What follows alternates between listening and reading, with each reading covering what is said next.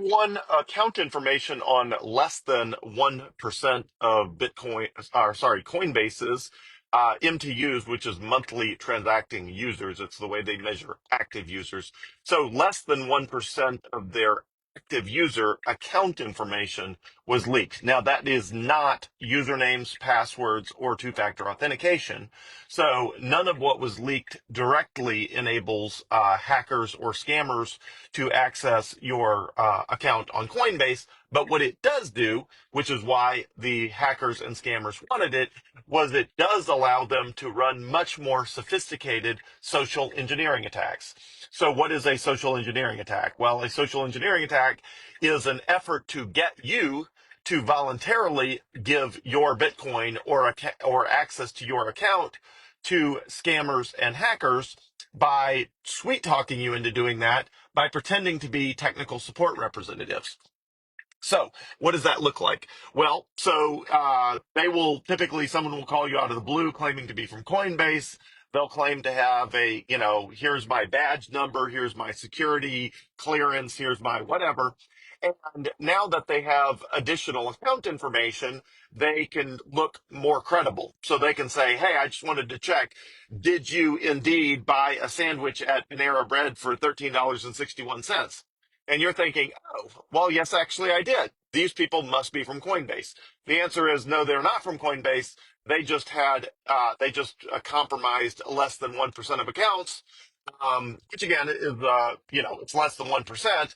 But I think Coinbase has total users of above 100 million. I'm not sure how many of those are monthly transacting users. So let's assume that number is, I mean, it's, perhaps less than a million, but that's still whatever that number is still a huge number of accounts. But the most important things, well, anyway, so the scammers will call you claiming to be from Coinbase, and they will know a lot of information about your account. Again, they do not have username, password, or two-factor authentication codes, which is why they're calling you, because they're going to try to trick you into giving them that information. Two-factor authentication codes, passwords, etc. But they do have enough information to get started, which is,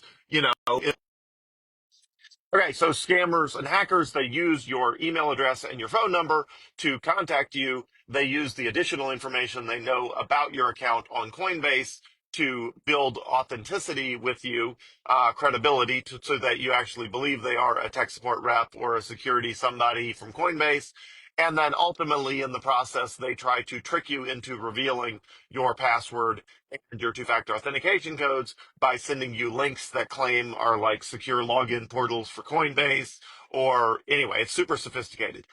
First of all, Coinbase will never call you. If you get a phone call out of the blue from someone claiming to be from Coinbase or from Google or from, Gemini or you name it, those companies never proactively call you. So if you are being called by somebody claiming to be from Coinbase, it is 100% a scam. They do not proactively call people. They just never do that. That's part of their security protocol is they never call you. The only way you can get a phone call from Coinbase is by initiating a request for a phone call from within the Coinbase app. And if you do that from within the app, they will call you, but they call you basically immediately when you click initiate call, and it's legit because you literally initiated it from within the app, but they're never just going to call you out of the blue. Anyway, so the number one thing that they got that is most valuable to them, in addition to just sort of, usernames and sort of what accounts what, is account balances. They want account balances because they want to prioritize how sophisticated it's worth being to try to compromise someone's account. So obviously, if they know account balances, they're gonna take the entire customer spreadsheet of information that they got. I promise you, they will sort it by account balance, largest to smallest. That's the very first thing they're going to do is they're going to sort it by account balance from largest to smallest, and then they are going to start working up their planned scamming, starting with the largest accounts. And so for the largest accounts, they're going to put their best people on it, that have no foreign accent, that are the most suave and sophisticated, and they're going to spend the most time researching the account and coming up with what they think is the person is most likely to fall for. They're going to call them at the time of day that they think the person is most likely to be susceptible. All of those things. So for the highest value accounts, for example, accounts with more than $1 million, they're going to be very sophisticated trying to get that Bitcoin or other cryptocurrency from that person. For accounts between maybe 100,000 and a million, they'll be moderately sophisticated. For accounts with less than 100,000, they'll probably robo-dial them. It'll be people with foreign accents just robo-dialing for dollars, hoping they get lucky. So if your account balance is less than $100,000 on Coinbase, you know, the attacks may not be super sophisticated, but a lot of people fall for, social engineering attacks that are not very sophisticated. The person just calls and says, hey, I'm from Coinbase. I'm from technical support. We're concerned your account might have been compromised. Um, you know, can you help me log into your account to secure it? And then they ask you information like, what's your email address? What's your password? Okay, I'm going to trigger a two-factor authentication code, which means they're trying to log into your account. Okay, read me the code. And obviously, if they're calling you and then they have to ask you what your account information is, which they should already know if they really were from Coinbase, it's obviously a scam. But a lot of people fall for it anyway. And the sophisticated scams do a lot more work on the front end so that when they call you, they already know all that information, not the username and password and two-factor authentication codes, but they know all the other information so they don't have to ask you and make it so obvious. So what can you do about this? Well, do what I've already done. Do what numerous people have already done, which is buy a BitKey, BITKEY. Website is bitkey.world, so bitkey.world, and move most or all of your Bitcoin to BitKey.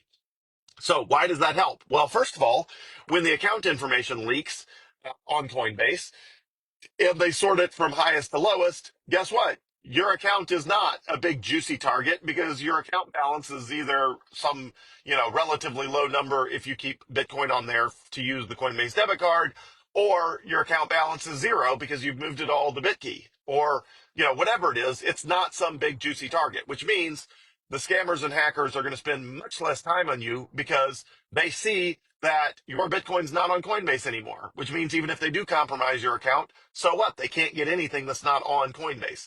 So the first thing, buy yourself a BitKey, move most or all of your Bitcoin to BitKey, and that's really it. So BitKey, the architecture of BitKey is they do not, because of the way government regulations work, they are not required, unlike Coinbase, which is required to keep your copy of your photo ID and your name and all the personal information. BitKey doesn't work that way. The nature of BitKey, the architecture of BitKey is structured where they are not required to keep any of that personally identifiable information because they are not swapping your Bitcoin for US dollars. You're doing that on Coinbase or something like that. So BitKey does not keep a bunch of personal information about you for hackers and scammers to hack, which means um, there's BitKey customers are not targeted the way Coinbase customers are targeted. And if you do what I recommend, which is if you have a medium or large balance, let's say a balance above $10,000, certainly above $100,000, if you keep your BitKey in a safe deposit box in a bank, then even if scammers do call you, even if you are temporarily tricked by their wily ways, it doesn't matter because your BitKey is at a bank and it takes you time to drive there. And in the amount of time it takes you to drive to the bank, hopefully you'll wake up out of your, mesmerized stupor that this, fake agent claims to be and realize, wait a second, this whole thing's a scam. I'm on the phone with somebody who's trying to scam me.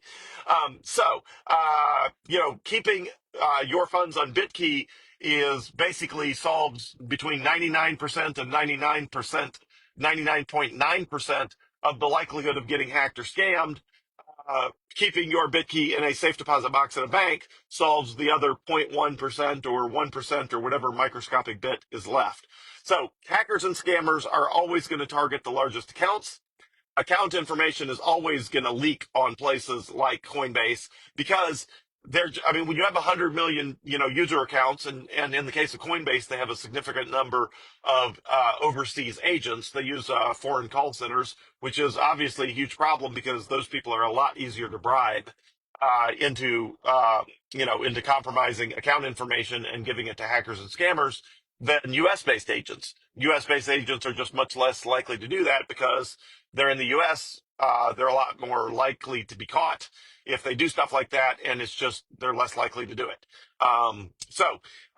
Anyway, Coinbase does use international agents, overseas agents for technical support, and in this case, that's what happened. The scammers and hackers were able to bribe enough overseas agents to compromise enough accounts to be a significant problem.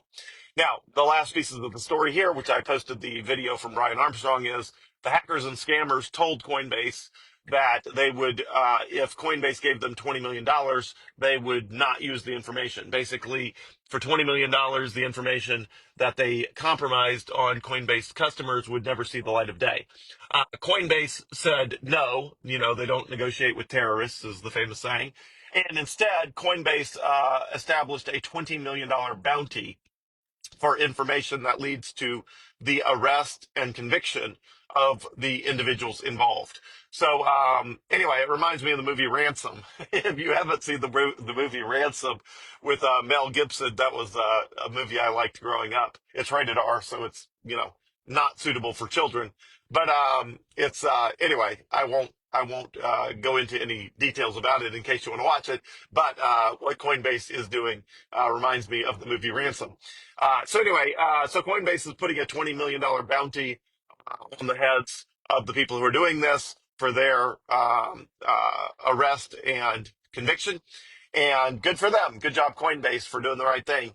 But that doesn't mean your account information is not compromised. And also, Coinbase has said they will reimburse any losses from accounts that have been compromised. It wasn't clear if that's only if your account was compromised prior to today, when they are releasing that information. One second.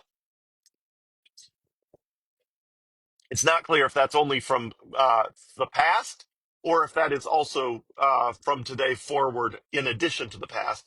But regardless, Coinbase has announced that they will reimburse anybody that is scammed or hacked as a direct result of that data leak. So anyway, stay safe out there. Buy a BitKey, move most or all of your Bitcoin to BitKey, and you will not be susceptible to the scammers and hackers the way you are if you just have a significant account balance just sitting there on Coinbase. So anyway, do what you can to stay safe out there. Cryptocurrency is a new technology. Any new technology goes through phases like this. This internet was the same thing. When email was first invented, everybody on the planet was getting emailed by Nigerian princes claiming they needed help to unlock hundreds of millions of dollars, et cetera, et cetera. So, in this case, it's just the same thing. It's just, cryptocurrency's new, Bitcoin's new. And so scammers and hackers are chasing it all over the place. And when people stop falling for the scammers will stop trying. And just like you get a lot fewer emails from Nigerian princes claiming they want to give you vast sums of money, they stop sending those emails because people stop falling for them. So, you stop falling for them, the scammers give up and they move on to some new tactic. But stay safe out there. Get a BitKey. Number one recommendation to keep yourself safe and secure and to keep your Bitcoin out of the hands of scammers and hackers is buy yourself a BitKey and keep most or all of your Bitcoin on it. That is the best way to stay safe and secure. So have a great day, everyone. Thanks.